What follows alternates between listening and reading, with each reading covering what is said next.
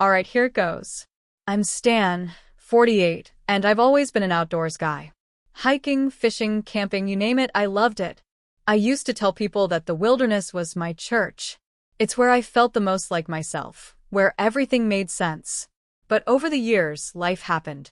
Bills piled up, promotions came with longer hours, and my body started to feel like an old truck that had been driven too hard for too long. Then there's Susie, my wife of 20 years. We met in our late 20s, and back then, she was the sharp, ambitious type. Always had her eye on the next career milestone. It used to impress me how focused she was. But somewhere along the way, that drive started to make her distant. She was still there, physically, but emotionally, it was like talking to someone through a closed window. A couple of weeks ago, I got hit with news that felt like a punch to the gut: bladder cancer. And not just the early stage. Let's get ahead of this kind. No, it had spread. Secondary tumors. Prognosis wasn't good. When I walked out of that doctor's office, I felt hollow. The kind of emptiness where your ears ring and your chest feels tight, but there's nothing you can do. My first instinct was to call Susie. I needed to hear her voice, to tell her, I don't know, feel like I wasn't alone in this. But she didn't pick up. I didn't think much of it at first. She's busy, her work is demanding, it happens. So I texted her. Hey, it's important. Call me when you can. Hours passed. Nothing. The day turned into night, and I sat on our couch staring at my phone like it might magically light up. But it didn't. I ended up going to bed, feeling this deep, gnawing anxiety in my stomach that wasn't just about the cancer anymore. The next morning, I tried calling again. Straight to voicemail. Same in the afternoon. I started to feel off. Susie's usually attached to her phone. She's the type to answer emails at 2 a.m. if her boss so much as sneezes in her direction. But now? Radio silence. By day 3, I was starting to lose it. I texted one of her colleagues, Karen, who I'd met at a few of Susie's company events. Hey Karen, this is Stan. Sorry to bother you, but have you heard from Susie? I've been trying to reach her, and it's urgent. Karen replied almost instantly. Hey Stan, I thought she was on vacation? She told everyone she'd be unreachable for a week. Hope everything's okay. My stomach dropped. Vacation? Unreachable? Susie never takes unplanned vacations, and if she did, I'd know about it. Wouldn't I? I didn't want to jump to conclusions, but I felt sick. I spent the rest of the day pacing around the house, replaying every recent interaction we'd had in my head. Had she seemed different? Had I missed something? I'd been so wrapped up in my own health and stress lately that I hadn't really seen her. By nightfall, I decided to call her work phone. Maybe she had forwarded calls or something. But when I dialed, the message was cold and automated. This number is currently unavailable. My hands were shaking as I set the phone down. Something wasn't right. And I had a terrible feeling I was about to find out exactly what it was. I barely slept that night. Every time I closed my eyes, my mind would race with worst-case scenarios. By morning, I was a mess, bloodshot eyes, jittery hands, stomach churning like I'd swallowed a bucket of nails. I decided to do something I'd never done before. I went through her emails. Look, I'm not proud of it. I've always respected Susie's privacy, even when things between us felt strained. But something in my gut told me I wasn't just being paranoid. So, I logged into our shared laptop and pulled up her email account. She wasn't exactly tech-savvy, and her passwords were usually variations of our dog's name, Rusty. First attempt, Rusty 2020. Access granted. I felt a sick knot tighten in my stomach. I didn't know what I was looking for, but I started scanning her inbox. Most of it was the usual stuff: work updates, newsletters she never unsubscribed from, reminders about meetings. But then I saw it. A folder labeled travel plans. It wasn't hidden, but it wasn't something I'd ever seen before either. I clicked it. The most recent email was from 5 days ago. A hotel reservation confirmation. Thank you for booking your stay at the Ocean Breeze Resort. We look forward to hosting you from June 10th to June 17th. Ocean Breeze Resort? Susie hadn't mentioned anything about a beach vacation. I scrolled down further, and there it was, another email from Clifford Hayes. The subject line just read, Looking forward to our trip. My stomach dropped so fast it felt like I was free-falling. Clifford. I knew that name. He was one of Susie's business connections, some middle-aged finance guy with slicked-back hair and an overconfident smile.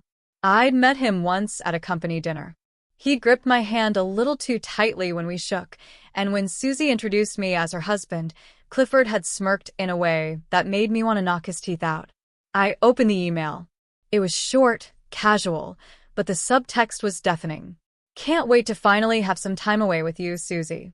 Work's been crazy, and we both deserve this. Counting down the days until I see you. Cliff. My chest felt tight, like someone had wrapped a steel band around my ribs and started cranking. I couldn't breathe, couldn't think straight. My wife, was off at some beachside resort with Clifford Hayes while I was sitting at home, alone, reeling from a cancer diagnosis. I slammed the laptop shut and buried my face in my hands. Anger, betrayal, heartbreak, they all hit me at once, and I didn't know how to process any of it. I kept thinking about the vows we made, the life we'd built together, and how casually she'd tossed it all aside for, what? A sleazy vacation with some guy from her office? After what felt like hours of just sitting there, staring at the floor, I decided I needed answers. Real ones. I grabbed my phone and called her again. Straight to voicemail. Again. I couldn't take it anymore. I went online, found the number for the Ocean Breeze Resort, and dialed. A chipper receptionist picked up after 2 rings. Good morning. Thank you for calling the Ocean Breeze Resort. How can I assist you today? I cleared my throat, trying to steady my voice. Hi, I'm trying to reach a guest staying there. Susie Thompson. Could you put me through to her room? There was a pause. Let me check for you, sir. I could hear her typing in the background, and my heart pounded in my ears. I'm sorry, sir, but Miss Thompson has requested not to be disturbed during her stay. Would you like me to leave a message for her? Not to be disturbed. I could feel my pulse in my temples. No, that's okay. Thank you. I hung up before she could respond. So that was it. She'd gone out of her way to make sure I couldn't reach her. She wasn't just away with Clifford. She was choosing to keep me locked out of whatever was happening between them. For a moment, I thought about packing a bag and driving straight to the resort. Showing up unannounced, demanding answers, confronting them face to face. But then reality crept in. What was I going to do? Storm into the hotel lobby and shout at her in front of strangers? Get into a fight with Clifford on some overpriced cabana patio? No, I couldn't do that. I had to be smarter. I sat back down at the kitchen table, staring at my phone. My cancer diagnosis, her affair, it all felt like too much to handle at once. But one thing was clear. Susie wasn't going to get away with this. Not without giving me the answers I deserved. I had no idea how, but I was going to confront her. And she wasn't going to be able to lie her way out of this one. The next morning, I woke up on the couch with my phone still clutched in my hand. I hadn't slept much, and whatever sleep I did get was filled with flashes of Susie and Clifford laughing together under some tropical sunset. The cancer diagnosis had been pushed to the back of my mind, replaced by this gut-wrenching betrayal. I couldn't take it anymore. I booked a flight. One-way ticket to the city near the Ocean Breeze Resort. I didn't even pack much, just a backpack with some clothes, my medications, and a folder with my medical records. I wasn't even sure what I planned to say or do when I got there, but I knew I couldn't sit around waiting for her to come home with a fake smile and some story about needing time to herself. By the time I arrived at the resort, the sun was already setting. It was one of those postcard-perfect scenes, golden light reflecting off the ocean, palm trees swaying in the breeze, and couples walking hand in hand along the shore. I couldn't help but feel bitter. How many times had I dreamed of taking Susie on a vacation like this? But we'd always been too busy. Or too tired. Or too something. I approached the front desk, trying to keep my voice calm. I'm here to see Susie Thompson. I know she's requested not to be disturbed, but this is an emergency. The receptionist hesitated. Sir, I understand, but Miss Thompson specifically? It's a medical emergency, I said firmly. I'm her husband. Please. That seemed to do the trick. She nodded sympathetically and gave me the room number. I thanked her and walked through the open-air lobby, my stomach churning with every step. Room 214. When I reached the door, I froze. My hand hovered over the doorbell button, but I couldn't press it. What if she was inside with him right now? What if I walked in on something I couldn't unsee? No. I needed answers. I rang the bell. After what felt like an eternity, the door creaked open slightly. Susie stood there in a robe, her hair slightly damp like she'd just gotten out of the shower. Her eyes went wide when she saw me. "Stan," she stammered, her voice barely above a whisper. "What are you? How did you?" I pushed past her and walked into the room. It smelled of expensive cologne and sea salt. The balcony doors were open, sheer curtains billowing in the breeze. I scanned the room quickly. No sign of Clifford, but his suitcase was sitting near the dresser, half-zipped. She closed the door and turned to me, arms wrapped around herself like she was cold. "Stan, what are you doing here?" I couldn't stop myself from laughing bitterly. "What am I doing here?" "That's rich, Susie. I could ask you the same thing." Her face turned pale. "Stan, please let me explain." I held up my hand. "No, you don't get to explain. Not yet. You weren't answering your phone, Susie. You ignored my calls, my texts, all while I was sitting at home, alone, trying to figure out how to tell my wife that I have cancer." Her face crumpled. "Cancer?" she whispered. "Yeah," I said, my voice cracking. "Cancer. Bladder cancer. Secondary tumors. But I guess you were too busy playing house with Clifford here to pick up your phone." She covered her mouth with her hand, tears welling up in her eyes. "Stan, I didn't know." "No, you didn't. Because you didn't care enough to check your phone. Or call me back. Or even let me know where you were going." There was a long silence. She looked at the floor, her shoulders shaking with quiet sobs. I wanted to feel sorry for her, I really did, but all I felt was anger. Burning. All-consuming anger. "Where is he?" I asked, my voice low. She shook her head. He's out getting drinks." "Stan, it's not what you think. I swear, nothing happened between us. I needed to get away. I needed time to breathe, I don't know." "You don't know?" I snapped. "You don't know? Susie, you're in a luxury resort with another man. A man who sends you heart emojis in his emails. Don't insult me by playing dumb." She flinched, like my words had physically struck her. "It wasn't supposed to be like this.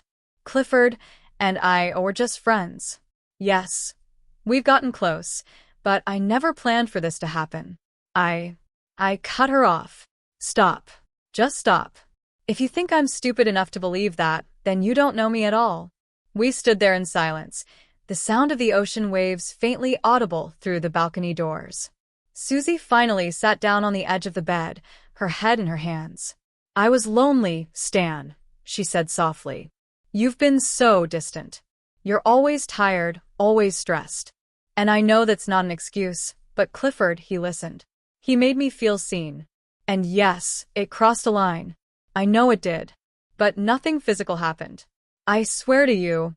I wanted to believe her. I wanted to grab onto those words and hold them tight.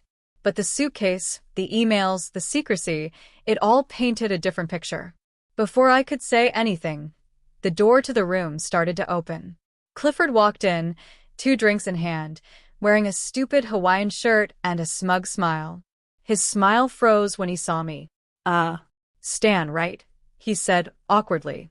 I turned to face him, every muscle in my body tense. "Clifford." He set the drinks down on the table. "Look, man, I think we should all just calm down," and I stepped forward, and for a split second, I considered hitting him. I wanted to, but instead, I pointed to the door. "Get out," I said through gritted teeth. He hesitated, looking to Susie for support. She didn't say a word. Finally, he grabbed his suitcase, muttered something under his breath, and walked out. The door closed behind him, leaving me and Susie in the suffocating silence of that overpriced hotel room. Neither of us said anything. She wouldn't meet my eyes, and I couldn't bring myself to look at her. Whatever happened next, one thing was certain.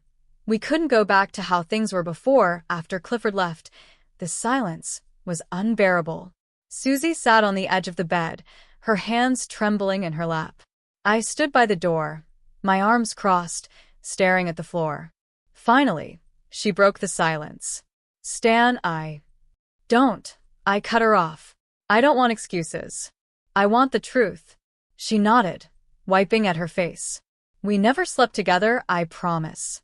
But I didn't stop him when I should have. The messages, the calls, the trip.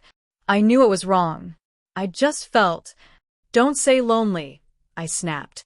You felt lonely, so you planned a secret vacation? While I was sitting at home, trying to figure out how to tell my wife I might not have much time left.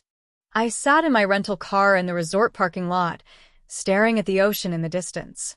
My hands were gripping the steering wheel so hard my knuckles turned white.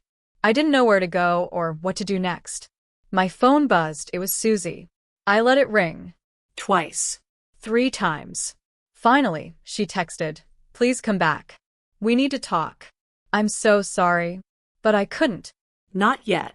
Instead, I drove.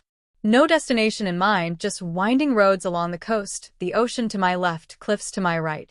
My mind replayed everything over and over. The emails, the suitcase, Clifford's smug face, Susie's tears. Eventually, I pulled into an empty overlook. The sun was setting again, painting the sky orange and pink. For a moment, I let myself breathe. That's when the weight of everything hit me. The cancer, the betrayal, the possibility that these were my final months, maybe even weeks, and this was how I was spending them. Alone, broken, and humiliated. I thought about calling someone, maybe my brother or an old friend, but what would I even say?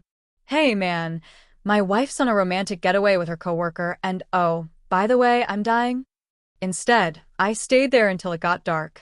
Eventually, I turned the car around and headed back to a cheap roadside motel I'd passed earlier. I needed sleep. I needed space.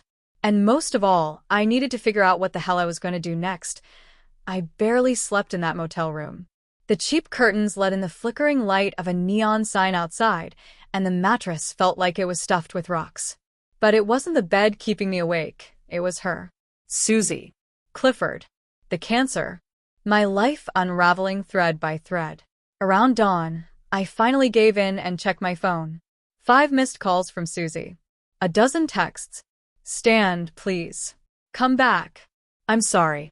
I don't know how to fix this. Please let me explain everything. Don't shut me out. For a moment, I hovered over the call button. But what was I supposed to say? What would she say? Would she just keep feeding me half-truths wrapped in apologies? By noon, I made a decision. I wasn't going to let her control the story. I needed closure, something real, something final. So I drove back to the resort. When I knocked on her door, she opened it almost immediately.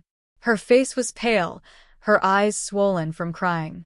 She looked small, like the confident, sharp woman I married had evaporated, leaving this fragile shell behind. You came back, she whispered. Don't make this a moment, Susie, I said flatly, stepping inside. The room was still in disarray from last night. Clifford's cologne still lingered in the air. I couldn't help but notice that his suitcase was gone. Did he leave? I asked. She nodded. Last night. After you left. Good. We sat across from each other at the tiny table near the balcony. She poured herself a glass of water, her hands trembling as she lifted it to her lips. Stan, I know I messed up, she said, her voice cracking. But I swear, Clifford and I never. Susie, I interrupted, holding up a hand. I don't care about the technicalities. The emails, the trip, the secrecy. That's enough. You chose him over me. You chose him over us. She flinched but nodded slowly. I know. I leaned back in my chair, letting out a bitter laugh. Do you even love me anymore, Susie? Or has this whole marriage just been something convenient for you to cling to? Tears streamed down her face, but she didn't answer right away. When she finally spoke, her voice was barely audible. I do love you, Stan. But somewhere along the way, we stopped seeing each other. And I'm not blaming you, or me, or anyone. It just happened. And Clifford, he was there. He noticed me when I felt invisible. But it was wrong. I know it was wrong. I closed my eyes, and pinched the bridge of my nose. You felt invisible, huh? You know what's ironic about that? I've felt the same way for years, Susie. But instead of running to someone else, I stayed. I stayed because that's what love is supposed to mean. She sobbed harder, covering her face with her hands. But I couldn't comfort her. Not this time. After a long silence, I spoke again. I'm going home tomorrow.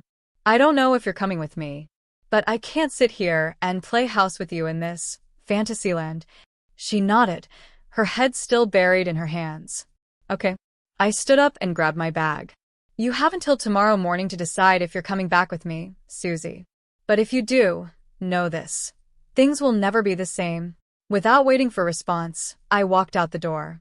The sun was setting again as I stepped into the warm coastal air, but it felt colder than ever morning came, and I sat in my car parked outside the resort entrance, gripping the steering wheel so tightly my knuckles turned white. I had given Susie a choice: come home with me and face the mess she created, or stay here and let Clifford pick up the pieces. The minutes crawled by. Guests walked past, laughing and carrying beach towels, but I couldn't focus on anything except the entrance doors. Then I saw her. Susie stepped out, pulling a small suitcase behind her. She looked tired, her shoulders slumped, her face still blotchy from crying. For a second, I wasn't sure if I felt relief or disappointment. She climbed into the passenger seat without a word. We sat in silence, the sound of the engine and the faint crash of ocean waves filling the air. Did you say goodbye to him? I asked flatly, eyes still on the road ahead. She hesitated. No. He's gone. He left last night. I didn't respond. I just put the car in drive and pulled onto the highway. The ride back home was a quiet, hollow thing. Hours passed with nothing but the hum of the tires on asphalt and the occasional sigh from Susie. She tried to speak a couple of times, but each time her voice faltered, and she gave up. At one point, we stopped at a gas station. I filled up the tank while she sat in the car, staring out the window. Inside, I grabbed a coffee and a pack of mints I didn't need. When I got back to the car, she finally spoke. Stan, what happens now? I stared at her for a long moment. I don't know, Susie. I honestly don't know. She nodded, biting her lip to keep it from trembling. When we finally pulled into the driveway of our home, the weight of everything hit me again. The cancer, the betrayal, the brokenness of our marriage. We sat in the car for a minute before either of us moved. Are you coming in? I asked. She nodded weakly, grabbing her suitcase. Inside, the house felt cold and foreign, like neither of us belonged there anymore. I dropped my keys on the counter and turned to her. I'm sleeping in the guest room, I said. She winced but didn't argue. Okay. And with that, I walked down the hall, closed the door behind me, and sat on the edge of the bed. The silence of the house was deafening. I had no idea how we were supposed to move forward from here, or if we even could. The guest room felt like a prison cell. The bed was stiff, the walls bare, and the faint smell of dust clung to everything. I stared at the ceiling, listening to the creaks of the house settling and the faint sound of Susie moving around in our bedroom down the hall. At some point, I must have fallen asleep because I woke up to the sound of quiet knocking on the door. Stan? Susie's voice was soft, hesitant. I didn't answer right away. Part of me wanted her to go away, but another part, the part that still remembered the woman I fell in love with, wanted her to stay. Come in, I said finally. She opened the door slowly, standing in the doorway like she wasn't sure she was allowed in. She was wearing one of my old sweatshirts, the one she always stole from me on cold nights. I made some coffee, she said, holding out a mug. I took it without a word. She hovered there for a second before sitting on the edge of the bed, a safe distance away. I don't know how to fix this, Stan, she said, her voice breaking. I don't even know where to start. I stared into the black coffee, watching the steam rise. I don't know if this can be fixed, Susie. Her face crumpled, and for a second, I thought she was going to start crying again. But she swallowed it down and nodded. I want to try, she whispered. I sighed. It's not just about Clifford, you know. It's about everything. The distance. The lies. The way we let this house turn into two strangers passing each other in the hallway. I know, she said softly. But I'll do whatever it takes. Therapy, counseling, anything. I just don't want to lose you. For the first time, I looked her in the eyes. They were red and tired, but I could see something there, genuine regret, maybe even love. But love wasn't enough. Not anymore. I'm tired, Susie, I said quietly. I'm tired of being the one holding everything together while you. I stopped myself, shaking my head. I'm just tired. She didn't try to defend herself. She didn't try to argue. She just sat there, her hands folded in her lap, her head bowed. After a long silence, she stood up. I'll let you rest. As she walked out of the room, she hesitated in the doorway.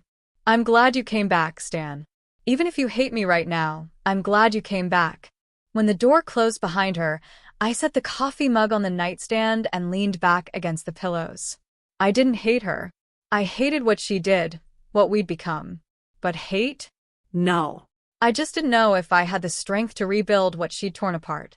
And with the cancer looming over everything, I couldn't help but wonder if I was running out of time to even try. The days after we came home were strange. The house felt like a ghost town, even with both of us in it. We tiptoed around each other, careful not to say too much or too little. Meals were eaten in silence. Nights were spent in separate rooms. Susie tried, I'll give her that. She'd leave coffee by the guest room door every morning. She'd ask if I needed anything when she passed me in the hallway. But every interaction felt forced, like we were both reading from a script neither of us believed in anymore. One afternoon, I had an appointment with my oncologist. Susie asked if she could come with me. You don't have to, I said, avoiding her gaze. I want to, Stan. Please. I nodded. The drive to the hospital was quiet, and the waiting room felt suffocating. Susie sat beside me, her hands folded tightly in her lap. She kept glancing over at me like she wanted to say something, but couldn't find the words. The doctor went over my latest test results. It wasn't good news, but it wasn't catastrophic either. The tumors were still there, still spreading, but treatment might buy me time, maybe a year, maybe more if we got lucky. On the drive home, Susie finally spoke. Stan, I know I can't fix everything overnight, but I want to be here for you. Through this. Through all of it. I kept my eyes on the road. Why now, Susie? Why does it take me being sick for you to decide I'm worth your time? Her voice cracked. It's not like that. I was stupid, Stan. I was selfish and weak.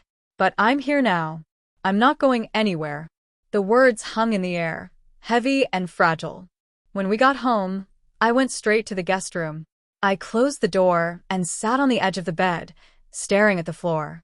I didn't know if I could let her in again. Part of me wanted to, desperately.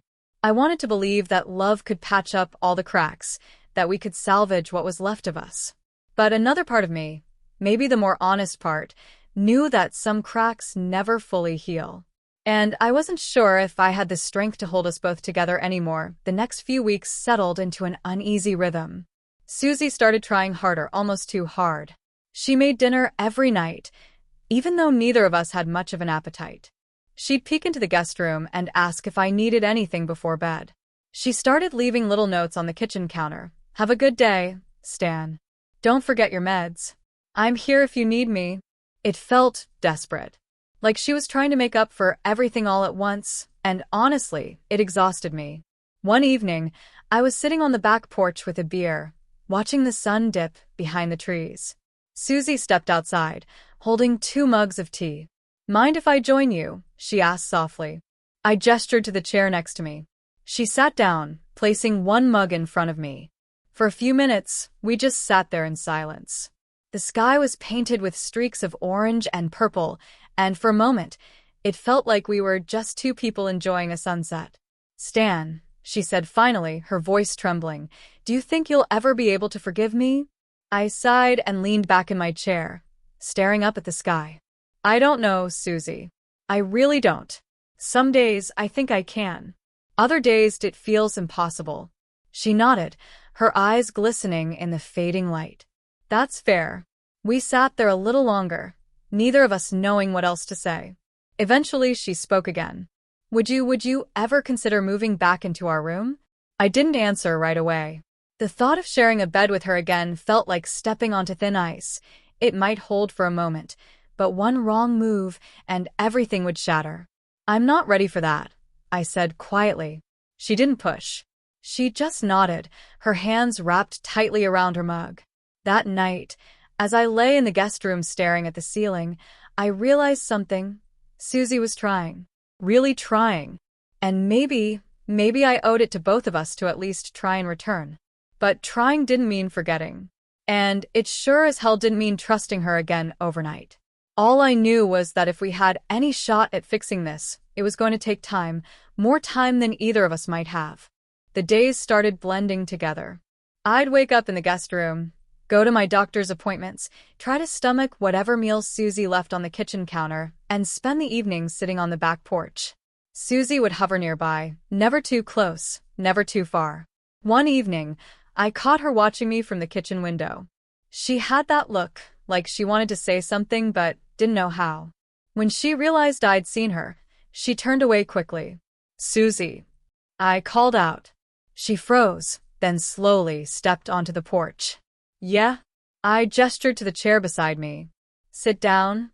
She hesitated, then sat, clutching a glass of water like it was an anchor. We sat in silence for a long time. The air felt thick with everything unsaid between us. Finally, I spoke. "I don't know if I can ever trust you again, Susie." Her eyes welled up instantly, but she nodded. "I understand." But, I continued, "I don't want to spend whatever time I have left carrying around this weight. This anger. I'm tired, Susie. Tired of being angry all the time." She wiped at her face with trembling hands. "What can I do, Stan?" "Tell me." "I'll do anything." I stared at the horizon, where the sun was bleeding into the earth. "I don't know if there's anything you can do, but I think we need to talk. Really talk. Not about what happened, not about Clifford, but about us." She nodded, her voice small. "Okay." That night, we sat at the kitchen table with a pot of coffee between us. It felt strange, almost like one of those first awkward dates where you're trying to figure out if you actually like each other. "I don't even know when things started to go wrong," I said, staring into my mug. "Me neither," Susie said softly. "But I think it was gradual. Like weeds growing in a garden. You don't notice them until they've choked everything else out." I nodded. "I guess we both stopped watering the garden." She flinched slightly, but didn't argue. For the next hour we talked. Really talked. About the quiet distance that crept between us. About the nights I'd fall asleep on the couch because I was too tired to make it to bed. About how she felt invisible, and how I felt like I was carrying everything on my shoulders without anyone to lean on. It wasn't easy. It wasn't neat. And it sure as hell wasn't a fix. But it was something. When we finally went to bed, her in our bedroom and me in the guest room, I felt lighter. Not better, not healed, but like I'd taken one small step out of the fog. It wasn't forgiveness. It wasn't even close. But maybe it was a start. The days after that conversation felt different. Not fixed, not better, but different. Like we'd both picked up a corner of the mess we'd made and started trying to sort through it. Susie was still careful around me. Her words, her movements, the way she hovered near but never pushed too hard. But something in her eyes had shifted. The guilt was still there, but now there was something else. Hope. One afternoon, I was in the garage sorting through some old camping gear. The smell of dust and mildew filled the air as I went through bins of supplies I hadn't touched in years. Susie appeared in the doorway, her arms crossed nervously. "Are you planning a trip somewhere?" she asked hesitantly. "No," I said, holding up an old lantern. "Just cleaning out some stuff. Figured if I'm not going to be around much longer, someone should know where all this crap is." Her face crumbled, and she stepped closer. "Stan, please don't talk like that." I sighed and set the lantern down. "It's the reality, Susie. I'm not trying to be dramatic. It's just the truth." She walked over and knelt next to me, picking up a faded old sleeping bag. "Do you remember the first time we went camping together?" I let out a small chuckle. "Yeah. You packed a hairdryer and 3 pairs of boots." She smiled faintly. You laughed at me for an hour. To be fair, we were in the middle of nowhere with no electricity. We both sat there in silence for a moment, the weight of our history pressing down on us. Stan, can we go again? One more time, she asked softly. I looked at her, trying to read her expression. There wasn't any manipulation in her eyes, no attempt to play a card or guilt me into something. Just sincerity. Why? I asked. Because I want to remember us like that, she said. I want you to remember it too. Before everything got broken, I swallowed hard and nodded. Okay, one more trip. A week later, we were packing the car. Susie was buzzing around, checking lists, triple-checking supplies.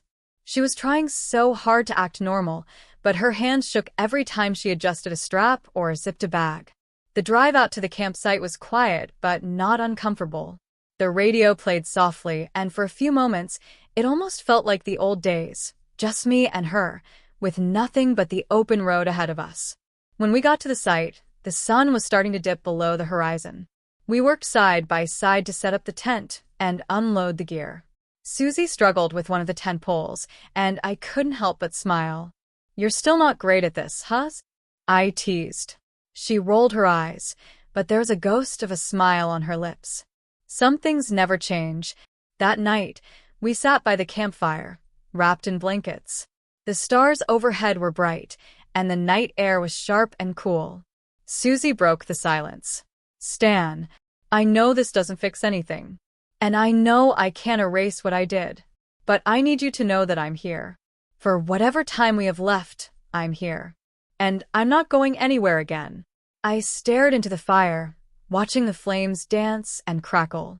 I believe you mean that, Susie, I said quietly. But trust isn't something you can just promise back into existence. It's something you earn. And I don't know if there's enough time left for that. She nodded, her eyes glistening in the firelight. I'll keep trying anyway. For the first time in what felt like forever, I reached out and took her hand. We didn't say anything else that night. We just sat there, holding hands, the fire crackling between us and the weight of everything we'd been through hanging heavy in the still night air. It wasn't forgiveness. It wasn't a clean slate. But it was something. And for now, that was enough. The morning after our night by the campfire was quiet. Peaceful, even. The sun crept through the trees, painting everything gold, and the air smelled like pine and damp earth. I woke up to the sound of Susie unzipping the tent. She was already outside, crouched by the fire pit, trying to get the flames going again. Her hair was messy, and she had smudges of dirt on her cheek, but there was a softness to her that reminded me of the early years of our marriage. Coffee's almost ready, she said when she noticed me watching her. I stepped out of the tent and stretched, my body stiff and sore from sleeping on the ground. You're getting better at this camping thing. She grinned faintly. Only took me 20 years. We sat side by side on an old log, drinking coffee out of mismatched tin mugs. The silence wasn't heavy this time. It was easy. Like for a few fleeting hours, the weight of everything, the cancer, the betrayal, the mess we'd become, had been set down. Stan, she said softly, breaking the silence. Are you scared? I stared down into my mug, swirling the last bit of coffee around the bottom. Of dying? She nodded, her lips pressed together tightly. Yeah, I said honestly. I'm scared of how it's going to feel. I'm scared of how fast it's all happening. And I'm scared of leaving this world without feeling like I made peace with, well, everything. Susie reached over and took my hand. Her grip was gentle but firm, like she was holding on to me as tightly as she could without breaking me. I hate that I might have taken time away from you, she whispered. I closed my eyes and let out a slow breath. You can't change the past, Susie. But you can make the most of whatever time we have left. We sat like that for a while, holding hands, the fire crackling softly in front of us. That afternoon, we went for a walk along one of the nearby trails. I was slower than I used to be, and she stayed close, matching my pace. We didn't talk much, just walked, listening to the wind rustle through the leaves and the distant sound of birds calling to each other. At one point, We reached a clearing that overlooked a small lake. The water was still, perfectly reflecting the sky above. Susie sat down on a flat rock, and I joined her. "This place is beautiful," she said. "Yeah," I agreed, staring out at the water. "It really is." After a long silence, she spoke again. "Stan, if things had been different, do you think we'd have been happy? Really happy?" I turned to look at her. "We were happy, Susie. For a long time. And yeah, we messed up. We let things get away from us. But it wasn't all bad." She nodded, tears filling her eyes. "I'll hold on to that. The good parts." We stayed there until the sun started to dip below the horizon, casting the lake in shades of orange and pink. On the way back to camp, Susie slipped her hand into mine. For once, I didn't pull away. That night, we sat by the fire again, wrapped in the same old blankets, watching the flames dance and flicker. Susie leaned her head against my shoulder, and for a brief, fragile moment, everything felt okay. I didn't think about the cancer. I didn't think about Clifford. I didn't think about the future, or the past, or anything else that could pull me out of that moment. It was just me, Susie, and the firelight. The next morning, we'd pack up the campsite and head back to the real world, a world full of doctor's appointments, strange silences, and the reality of everything we'd broken. But for that one night, it was just us. And it felt like enough. The drive home from the campsite felt heavier than the drive there. The silence wasn't peaceful this time. It was loaded, filled with things we were both too scared to say out loud. Susie kept glancing at me, like she wanted to speak but couldn't figure out where to start. We pulled into the driveway just as the sun was setting. The house looked exactly the same as when we'd left it, but it felt different. Like the weight of everything we'd tried to escape was waiting for us behind that front door. Inside, I dropped my bag by the couch and sat down heavily. Susie hovered in the entryway, clutching her backpack against her chest like it was a shield. Do you want something to eat?" she asked softly. I shook my head. "No. I'm tired, Susie." She nodded and disappeared down the hallway, leaving me alone in the dim light of the living room. The next day, I had another appointment with my oncologist. This time, I let Susie come without hesitation. She sat next to me in the sterile white office, her hands gripping mine tightly as the doctor went over my scans. The news wasn't good. The cancer was spreading faster than they'd hoped. Treatment was still on the table, but the doctor didn't sugarcoat it. It wasn't a cure, just a way to buy more time. On the drive home, Susie stared straight ahead, her face pale and tight. "I wish I could trade places with you," she said suddenly. I glanced at her, but she didn't look at me. Her eyes stayed locked on the road ahead. "You can't, Susie," I said quietly. "You can't change any of this. All we can do now is deal with it." She nodded, a tear slipping down her cheek. That night, I was sitting on the couch, flipping through an old photo album. Pictures of us from the early years, camping trips, holidays, grainy selfies taken in front of landmarks. Susie came into the room, hesitating in the doorway. "Can I sit with you?" she asked softly. I nodded, and she sat down next to me. We flipped through the pages together, and for the first time in what felt like forever, we talked. Really talked. We laughed at old photos where my hair was too long, and hers was dyed a ridiculous shade of red. We remembered little moments that had been buried under years of resentment and silence. At one point, she pointed to a picture of us standing on a mountaintop, our arms wrapped around each other, both of us grinning like idiots. "You remember that hike?" she asked. "Yeah," I said with a faint smile. "You complained the whole way up, and then at the top, you said it was the best day of your life." She let out a quiet laugh, her eyes glistening with tears. It was. We sat there for hours, flipping through those pages, until the house was quiet and the clock on the wall said it was well past midnight. When she finally stood up to go to bed, she hesitated in the doorway. "Stan, would you sleep in our room tonight?" I froze, my fingers still resting on a photo of us at our wedding. "I'm not ready for that, Susie," I said softly. She nodded, her face falling slightly, but she didn't push. "Okay. Good night, Stan." "Good night, Susie." That night, I lay in the guest room staring at the ceiling, the photo album still open on the bed beside me. I wanted to forgive her. I wanted to let her in. But trust isn't something you can just stitch back together overnight.